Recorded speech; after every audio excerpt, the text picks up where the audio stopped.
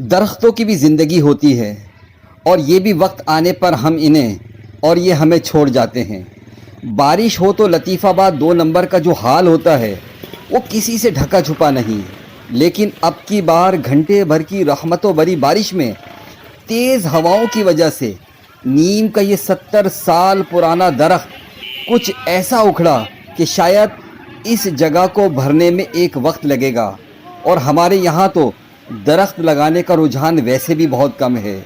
यहाँ इस दरख्त की छाँव, परिंदों का चहचहाना और इनके घोंसले और घनी छाँव बहरहाल यहाँ के मकीनों को बहुत याद आएगी।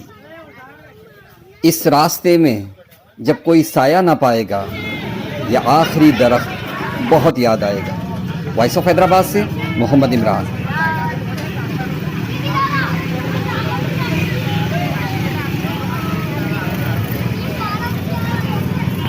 कितना पुराना ये दरख्त जो है? 30-40 साल पुराना। आप कब से देख रहे हो? हमारा तो बचपन हो गया हमारे। अच्छा, क्या छाँव कितनी देता था ये जो? बहुत छाँव देता है। हाँ बहुत अच्छी छाँव देता है। हाँ, 40।